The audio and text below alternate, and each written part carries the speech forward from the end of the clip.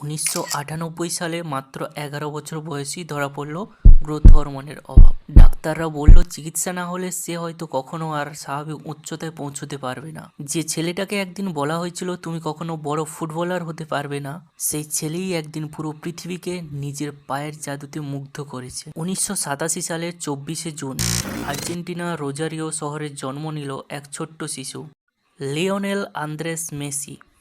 তার বাবা ছিল একজন সাধারণ কর্মচারী আর মা একটি ছোট প্রতিষ্ঠানে কাজ করত। মাত্র 5 বছর বয়সেই মেসির হাতে নয় পায়ে ধরা পড়ে জাদু। মেসির দাদি সেলিয়া প্রথম তাকে ফুটবল খেলতে উৎসাহ দেন। আজও মেসি গোল করার পর আকাশের দিকে তাকিয়ে দুহাত তুলে তার দাদিকেই স্মরণ করে। কিন্তু জীবনের সবচেয়ে বড় আঘাত আসে মাত্র 11 বছর বয়সে। চিকিৎসকরা জানান মেসির গ্রোথ হরমোন ডেফিসিয়েন্সি নামে একটি সমস্যা রয়েছে। এই রোগে শরীরের স্বাভাবিক বৃদ্ধি থেমে যায়। চিকিৎসার খরচও এতটাই বেশি ছিল যে তার পরিবারের পক্ষে তা বহন করা প্রায় অসম্ভব হয়ে পড়ে। আর সেই চিকিৎসার খরচ মাসে প্রায় $1300 তখনকার দিনে, এখন যা প্রায় ভারতীয় টাকায় 1,20,000 টাকা মতো। প্রতি মাসে এত পরিমাণ টাকা চিকিৎসার জন্য বহন করা প্রায় অসম্ভব হয়ে পড়ে তাদের পরিবারের পক্ষে। মেসির বাবা দরজায় দরজায় ঘুরলেন, আর্জেন্টিনার কোনো ক্লাবই রাজি হলো না এত টাকা বহন করতে। মনে হচ্ছিল স্বপ্নটা এখানেই শেষ।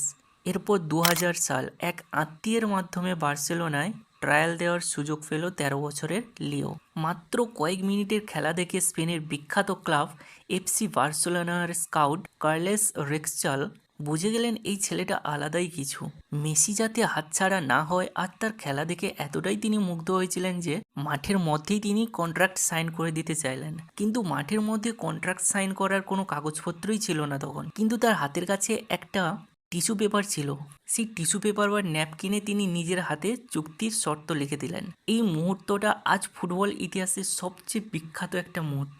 বার্সেলোনা রাজি হয়ে গেল মেসির সমস্ত চিকিৎসার খরচ বহন করতে, এবং শর্ত একটাই, পুরো পরিবারকে স্পেনে চলে আসতে হবে। 13 বছর বয়সে মেসি পরিবার ছেড়ে স্পেনে চলে যায়। নতুন দেশ, নতুন ভাষা, নতুন জীবন, সবকিছুই কঠিন ছিল। প্রতি রাতে হোম সিকনেসে কাঁদত মেসি, কিন্তু মাঠে নামলেই যেন অন্য মানুষ। বল পায়ে সব ভুলে যেত সে। বার্সেলোনার বিখ্যাত যুব একাডেমি লা মাসিয়াতে শুরু হলো মেসির নতুন অধ্যায়। তাকে প্রতি রাতে হরমোনের ইঞ্জেকশন নিতে হতো। নিজের পেটে নিজেই সুচ ফোটানো শিখে গেছিল ছোট্ট মেসি। কোচরা মুগ্ধ হয়ে যেত তার বল কন্ট্রোল দেখে। মাটির সাথে যেন বলটা আঠার মতো লেগে থাকতো তার পায়ে। 2004 সালের 16ই অক্টোবর বার্সেলোনার সিনিয়র দলে অভিষেক হলো মেসির। মাত্র 17 বছর বয়সে বার্সেলোনার হয়ে প্রথম সিনিয়র ম্যাচ খেললো মেসি। এরপর শুরু হলো নতুন অধ্যায়, নতুন ইতিহাস। একের পর এক রেকর্ড ভাঙতে লাগলো সে।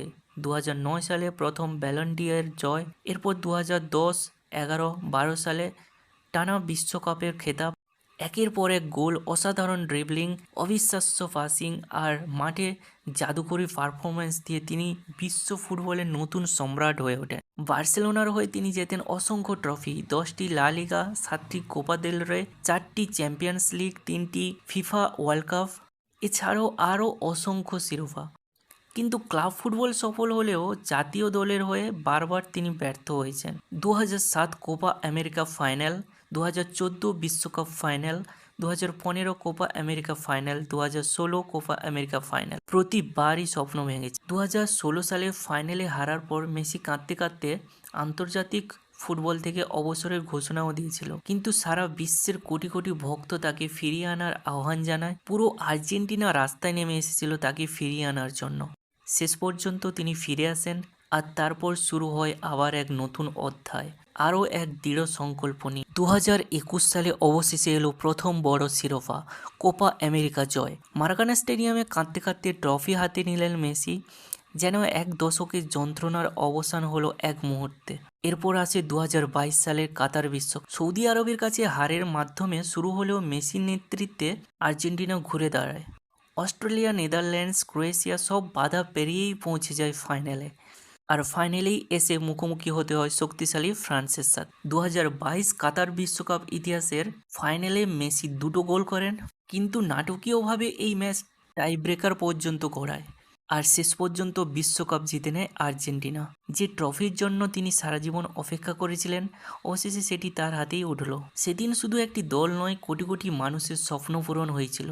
সেই ছোট্ট ছেলেটা, যাকে একসময় বলা হতো তার হাইট খুবই ছোট এবং সে খুবই দুর্বল, সে কখনো খেলতে পারবে না, কিন্তু সেই আজ ফুটবল বিশ্বের চূড়ায়। অনেকেই জানেন না, লিওনেল মেসির প্রেমের গল্প কোনো মুভির থেকেও কম না।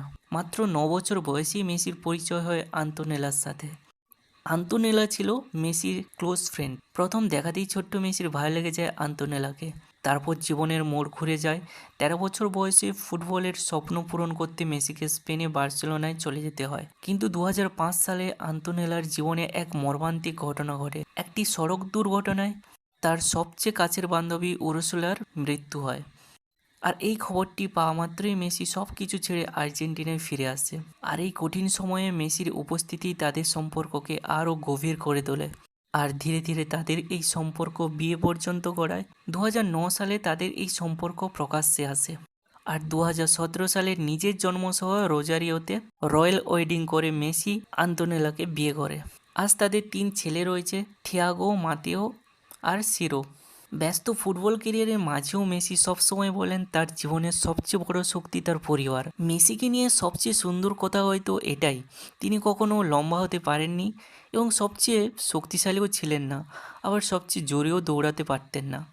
কিন্তু তার এমন একটি জিনিস ছিল যা কোনো জিম বা ট্রেনিং দিয়ে তৈরি করা যায় না: অসীম ভালোবাসা আর কখনো হার না মানার জেদ। সেই ছোট্ট ছেলে, যার হাঁটতে কষ্ট হতো, যার পরিবারের কাছে চিকিৎসার টাকা পর্যন্ত ছিল না, সেই আজ সারা বিশ্বের ইতিহাসে সর্বকালের সেরা ফুটবলার।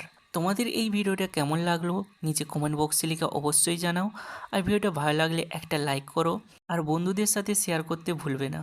আর তুমি যদি মেসির ফ্যান হও তাহলে নিচের কমেন্ট বক্সে 10 লিখে জানাও। আর এমন আরও ইন্সপায়ারিং গল্প পেতে আমাদের টেক ক্রিপস চ্যানেলটাকে সাবস্ক্রাইব করে রাখো। তো দেখা হবে পরে।